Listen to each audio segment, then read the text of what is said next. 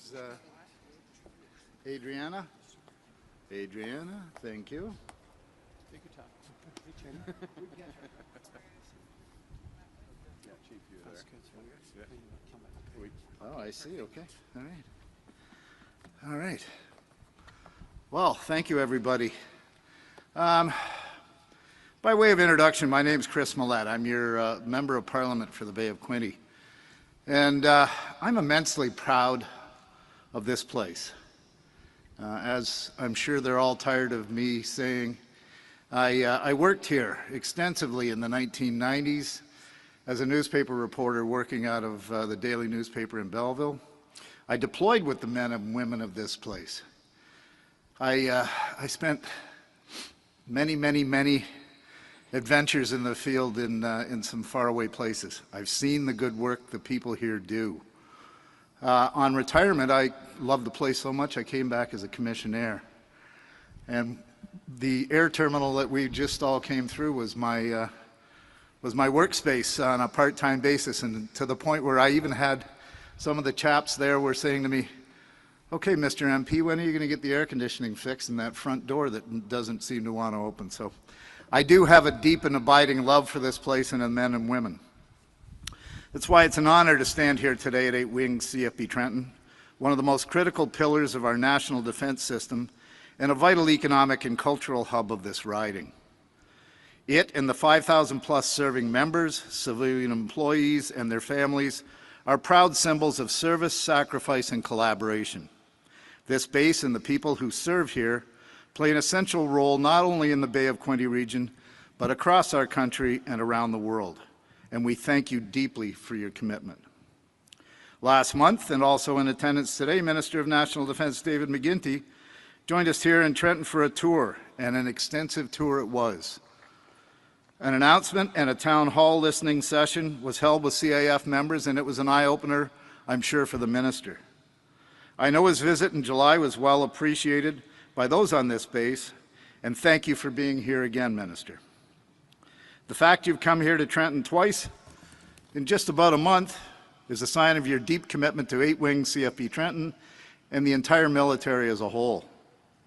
Now, as your Member of Parliament, I'm especially proud to welcome a leader who understands the weight of service, not only in government, but in piloting our nation through some of its most turbulent and complex global challenges.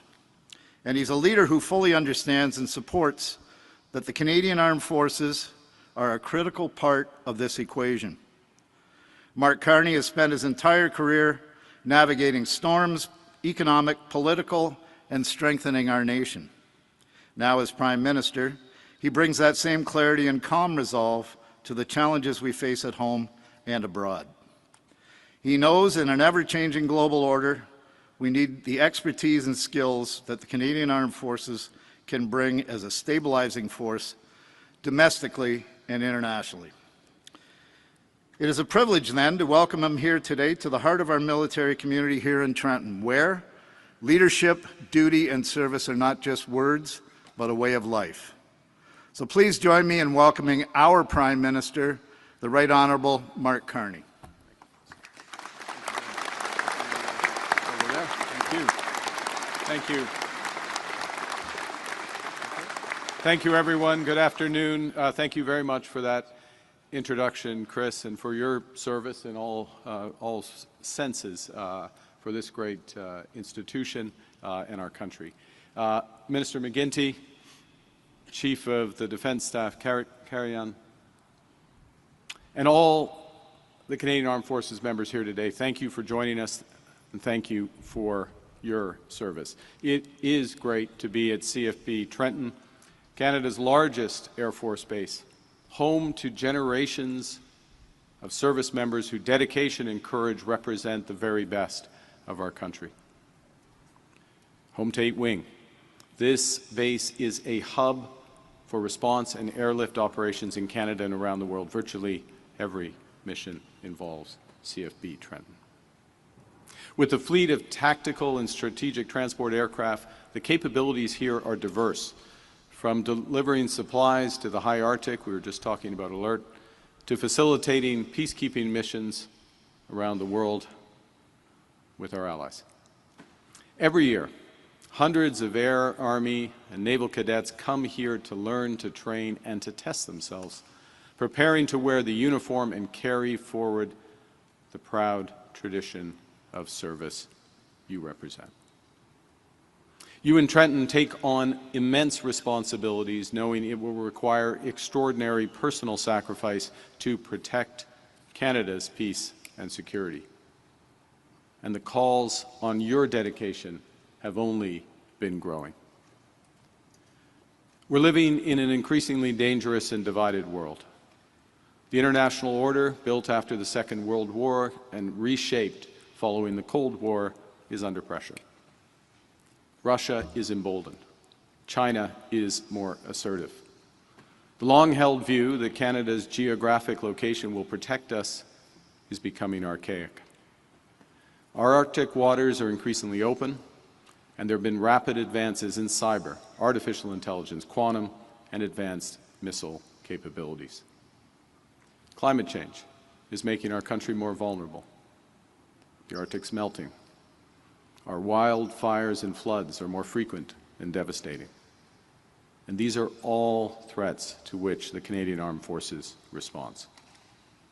The Canadian Forces keep our people and communities safe through major disasters. I'll give examples. This summer, Canadian Forces have helped communities in Saskatchewan, Manitoba, Ontario, Quebec, soon Newfoundland and Labrador, including already by safely evacuating over 6,000 Canadians. This week alone, Canadian Forces members, originally from CFB Trenton, airdropped life-saving humanitarian aid into Gaza.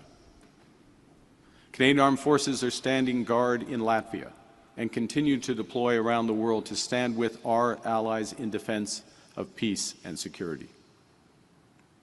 When a crisis breaks, or Canada's safety is threatened anywhere in the world, this base is the first to spring into action.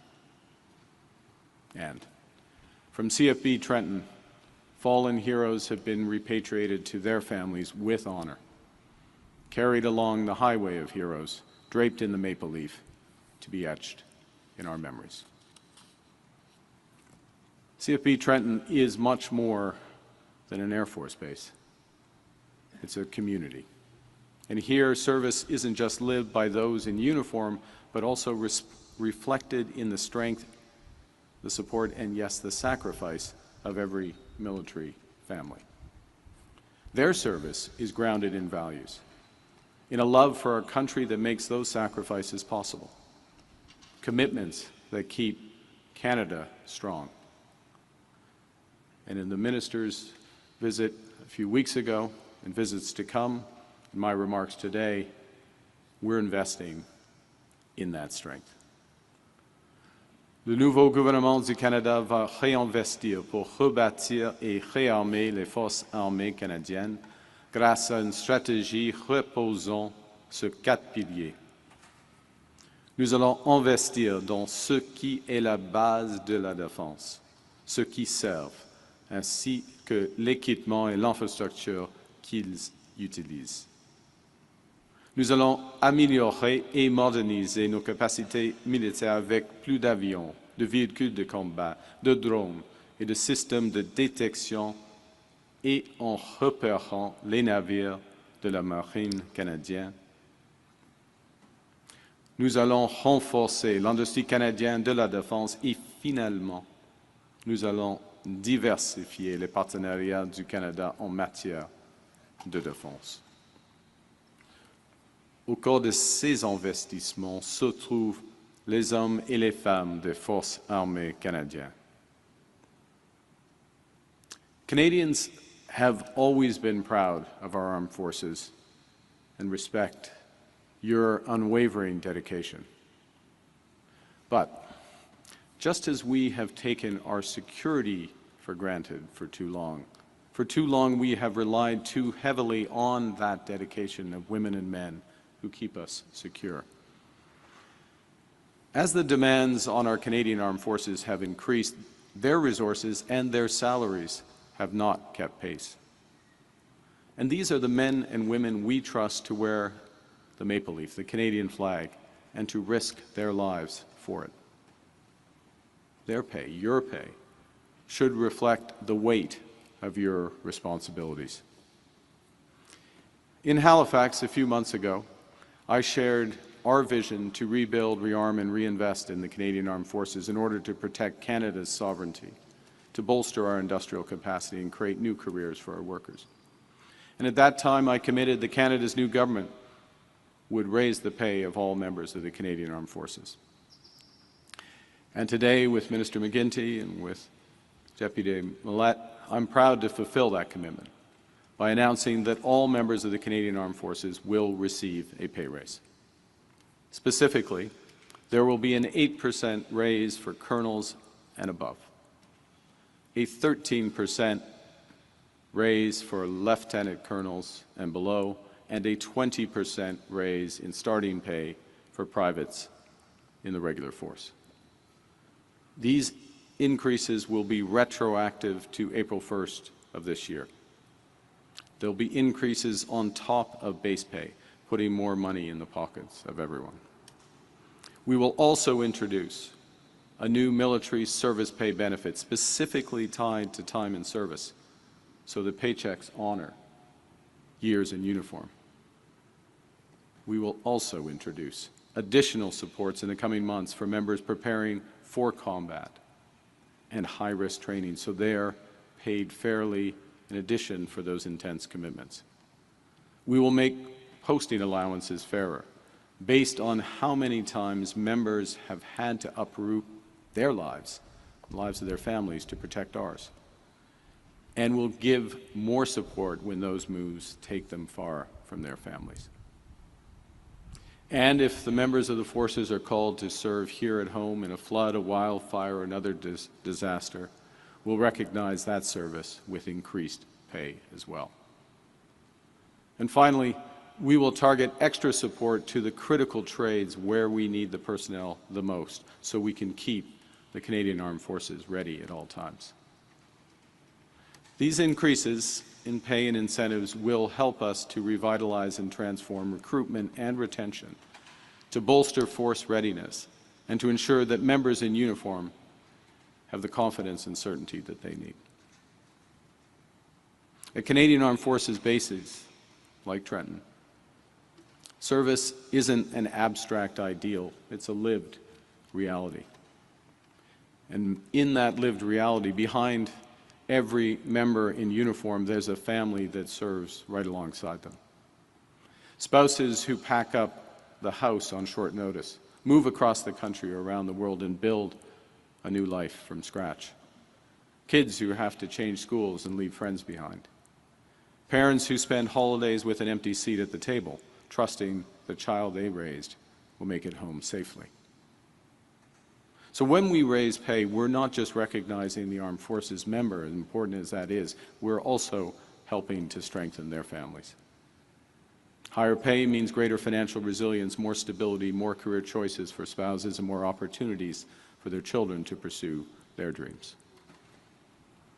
Lorsque les membres des forces armées seront mobilisés ici, au pays ou outre-mer, ils pourront se concentrer sur leur mission, sans autre préoccupation.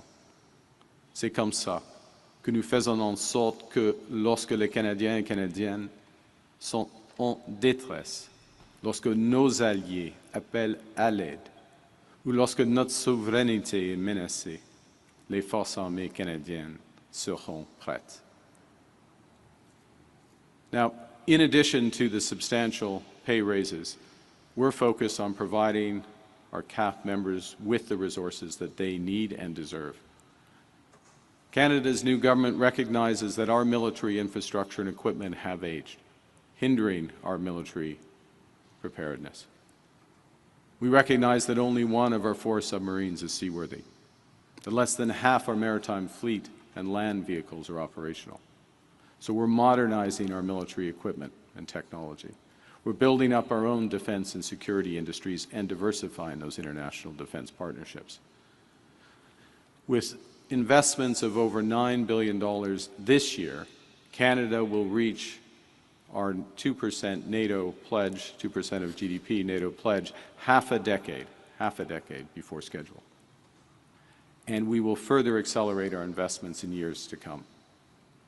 At the NATO summit earlier this year in The Hague, the Minister and I announced Canada's intention to meet the new defense investment pledge of 5% of annual GDP over the next decade, by 2035. And to put that into context, our total spending on defense and security will quadruple by the end of this decade relative to 2023-24 levels. Now, we are laser focused on ensuring that this spending has the maximum impact on behalf of all Canadians. That means working with the best partners. It means getting maximum value for money with the greatest benefit for jobs and economic activity here in Canada. And that's why in June we concluded the new EU-Canada Security and Defence Partnership to advance Canada's participation in the European Security Initiative and Rearm Europe plan. This will give us better access to European defence partners for our needs, and it will give our defence suppliers greater opportunities to help supply Europe's needs. We are also in the process of creating a new defence procurement agency to move at pace to get our armed forces the equipment that they need when they need it. And our investments in defence will expand Canada's industrial capacity so we can equip Canadian armed forces using Canadian steel, Canadian aluminum, Canadian critical minerals, Canadian cyber, and Canadian lumber. We will increase our security presence around the world, including to protect NATO's eastern flank, and by protecting Canada, we will protect NATO's western flank. Pour que nous puissions nous battre sur de nouveaux champs de bataille en territoire inconnu.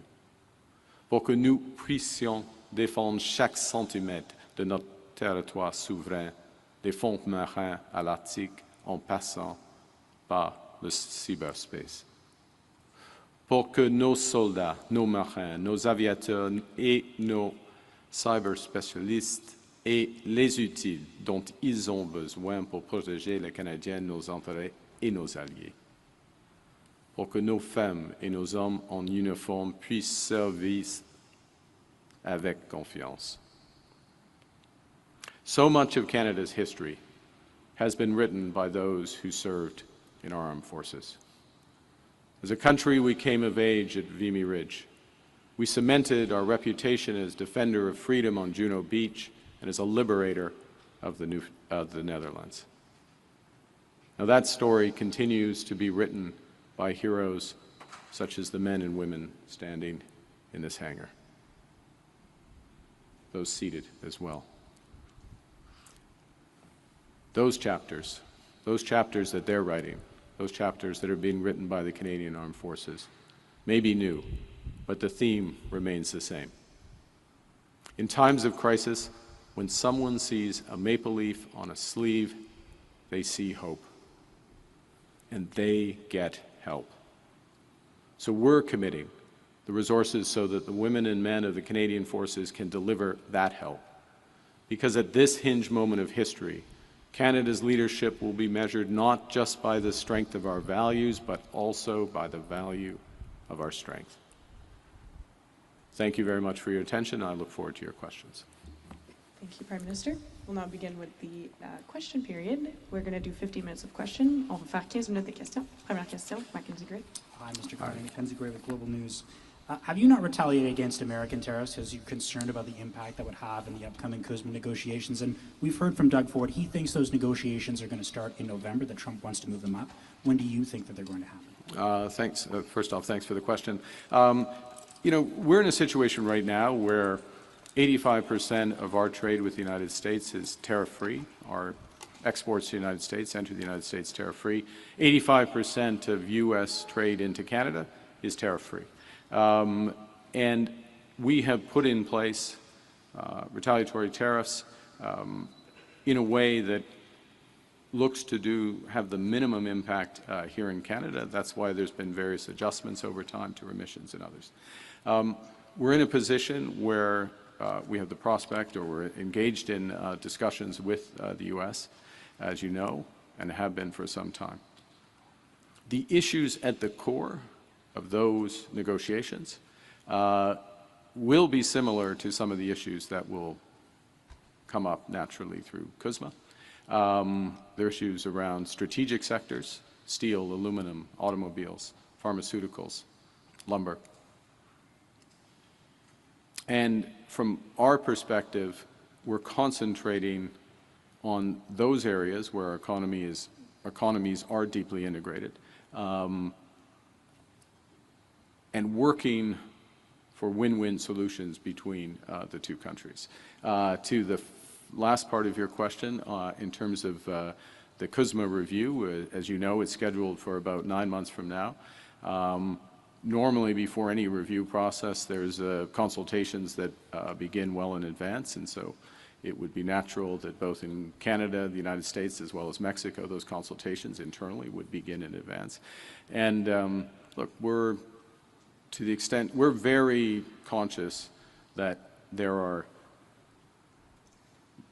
a couple of negotiations in sequence, and the extent to which those negotiations can be brought together or inform each other, that's in the interest of all parties.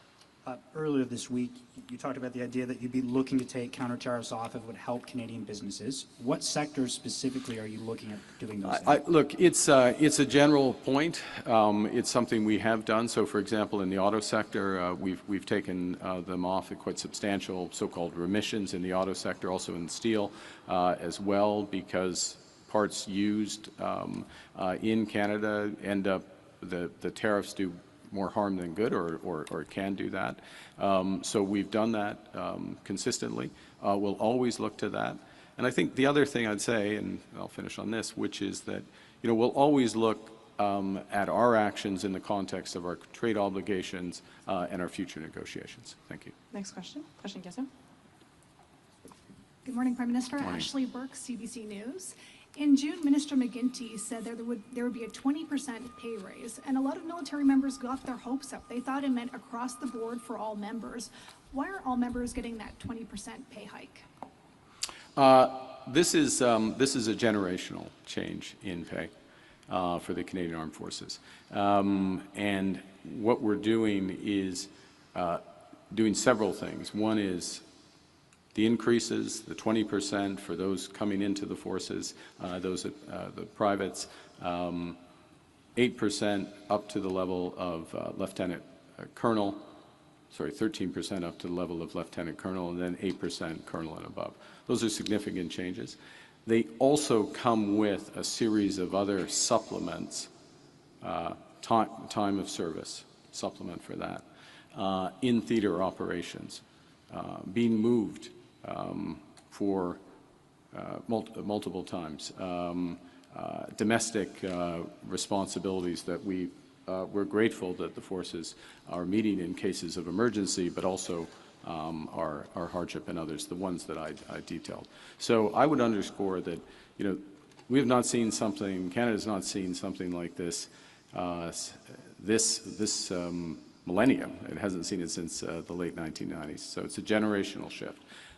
And we're proud of it. You ordered a review of the F-35 contract during this rift with the U.S. The military has long said they want the F-35. We're now hearing that the military has told you they want to stick with that contract. Did you expect the forces to potentially say something different? And how much of this is part of a negotiation tactic with the President Trump? No, I'd say a couple of things. First off, the review is not completed, so there's no settled advice into the government. First point. Second, the nature of aerial combat, the nature of warfare, the nature of our responsibilities, the scale of our investment, all of those elements have changed over the course of recent years, and then with respect to the commitment, the resources that we're going to put in, that quadrupling of resources by the end of this decade.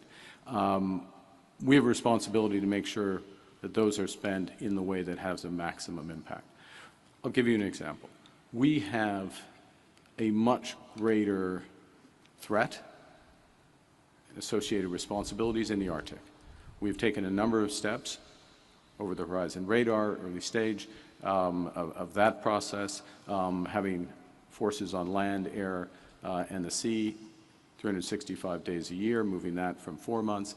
But we also need the appropriate air capabilities for the Arctic, for the runways in the Arctic, for the threats that we're faced in the Arctic as well.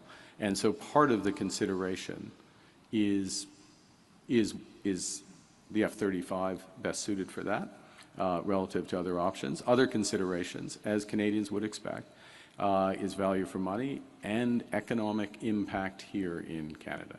So I would make the core point that the review is driven by the need and the responsibilities and approach that we're taking to making sure that this very large and necessary investment in defense is done so most effectively.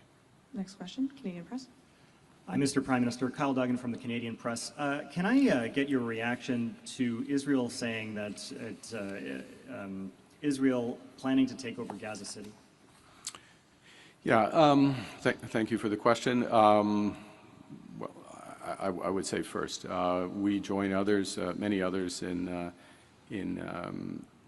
viewing that this is wrong, that this action is not going to contribute to an improvement in the humanitarian situation on the ground. It is going to put the lives of the hostages at greater risk rather than lessening it. We reiterate our call for an immediate ceasefire. We reiterate our call for Hamas to immediately return all of the hostages and their remains. We reiterate that Hamas has no role going forward, and we'll continue to work with our allies to contribute what we can to achieving those outcomes.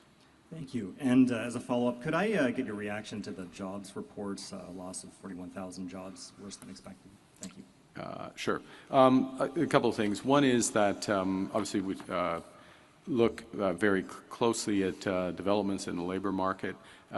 We had a very strong job report in June, over 80,000 jobs created. We now have the July jobs reduction of just over 40,000. What's interesting about, if you look across those areas, the geographic spread is, in the July report, is more in Western Canada. It's in Alberta and Saskatchewan. Less in the manufacturing sectors where we will expect, we expect to see pressure. And there are pressures, which is why we're taking action in steel and lumber, and we will in autos and other areas. I'd also note that in that jobs report, the unemployment rate held steady, and for the second straight month, we've seen a further acceleration in wage growth. So wage growth now at 3.5%, up from below 3%. So wage growth now outpacing the growth in CPI. So that, combined with the tax cut that we put in place, combined with the removal of the consumer carbon tax and other measures, progress on cost of living. Just to be clear, progress. We're not satisfied that that's enough. There's much more that needs to be done, which is why we're looking to make sure, and to bring it back to today and why we're here, we're looking to make sure, and we will make sure, that as we build our military, we'll build our economy as well. Thank you. Prochaine question. Oui, bonjour, Andrea Bonjour. Williams de Radio-Canada. Première question, on parle d'un investissement de 2 milliards de dollars annuellement. Quel est le retour sur investissement pour les Canadiens? Tout d'abord, oui, c'est un investissement, mais au fond, c'est correct, c'est équitable. Parce que les membres des Forces armées canadiennes ont beaucoup de responsabilités. Ils font beaucoup de sacrifices pour notre pays. Et ce qui est clair est que leurs salaires ne sont pas à un niveau, avant que cette augmentation, un niveau approprié. Premier point. Deuxièmement, en ce qui concerne le rendement, si on peut dire, pour cet investissement, c'est la sécurité de notre pays. au fond. À un moment où beaucoup de Canadiens, beaucoup d'Ontariens craignent de perdre leur emploi en raison des tarifs douaniers, il y a beaucoup d'incertitudes.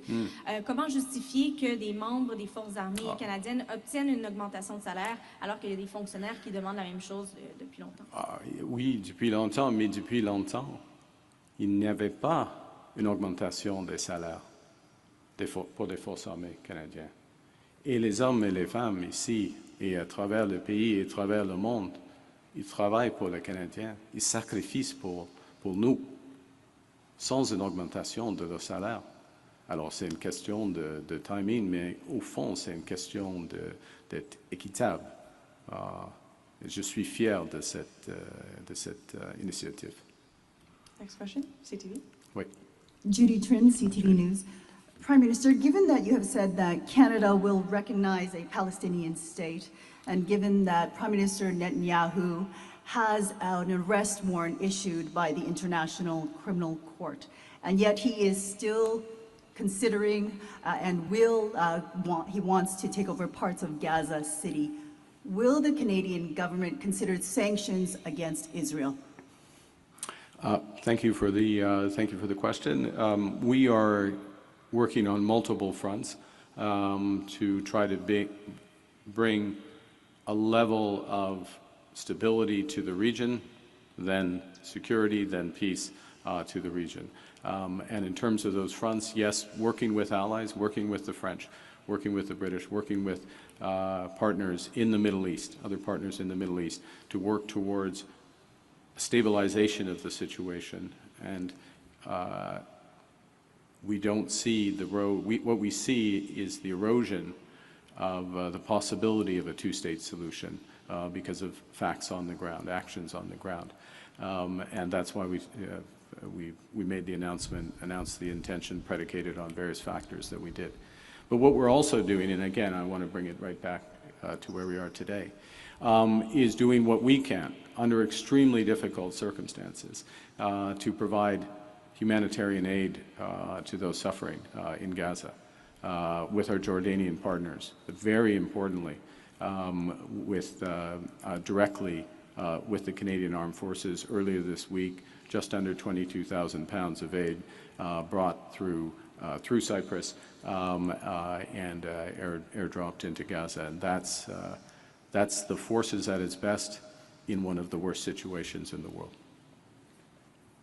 Prime Minister, are sanctions on the table against Israel? Is that being discussed? Look, there's various routes, immediate assistance, the work we're doing, as I say, with partners.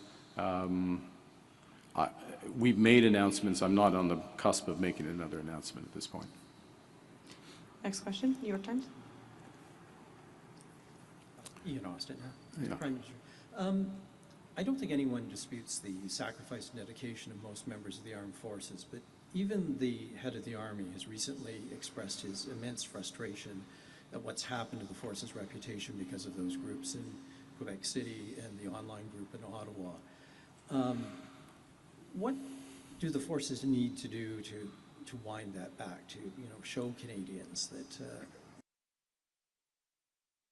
Well, I think thank you for the question. The first is to take every situation seriously, to be absolutely transparent about the situation. Obviously, having to respect due process and disciplinary or court proceedings that can evolve. The second is to be systematic. Okay, so you referenced some terrible situations, at least as reported. But there is a more general issue. By systematic, it's the reforms that the Chief of the Defense Staff and the Minister and their colleagues are overseeing that reinforce the best of the forces culture. First point. The second, what comes with that in being systematic is you survey the forces and you have mechanisms to discover, as you should in any organization, your organization, the Government of Canada, where you can report where there are harassment issues or issues of hate speech or other elements. track those, work to reduce those. And what we're also very much informed by, and the Minister and the Chief can speak more directly to this if needed, is that a very comprehensive report was done by Louise Arbour, and over 60% of those recommendations are already implemented, and the forces are working through the balance. So first is to call it what it is. Secondly is to be systematic about understanding what's going on across a huge, complex organization. That's as true for the Government of Canada as it is for the forces, as it is for private sector organization. And then taking action on the specific cases, but also doing those systematic reforms, which I just referenced through the Arbour recommendations. We'll have time for one last question. Hello, Prime Minister. Tim Durkin with CJBQ and Quinny News in Belleville. Certainly a big news announcement, not just for the area, but for the entire country. You did speak on it quickly, but I was wondering if you could just circle back to the emergency response component of what the RCAF and CAF has been doing this year. I think it's, thank you for that, because I think it's hard to overstate the contribution of the forces. And I'm going to speak specifically to the wildfire situation. You know, back in, well, in the spring, so early in the season, when you don't, expect things to have moved as quickly as they did, I received a call from Premier Canoe within, I'm going to say an hour, but it was less than an hour, connected to the Minister, who had already then connected to the Chief, and before a formal, what's called a request for assistance, which comes from a province, was put in place, the forces were deploying to extreme situations, or getting ready to deploy, I should say, to extreme situations where people, under threat, remote, in this case, largely Indigenous communities under threat, by being encircled by fire, and airlifted out. The C-17s, I'll get my planes right, the C-17s have been lifting Chinooks out to some of these hotspots so that the forces can do that work. So across, sadly, we're now probably at half, we are at half of our provinces where the forces have deployed. And this is above and beyond, this is above and beyond their core responsibilities.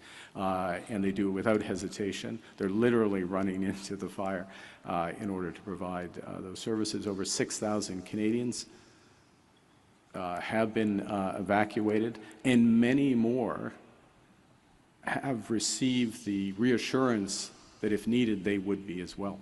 And that's hard to quantify, and we're very much in their debt.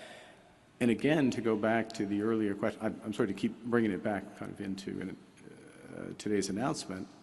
There's no extra pay for that, or there hasn't been. There's no, and there's no questioning of that, of course, by the forces.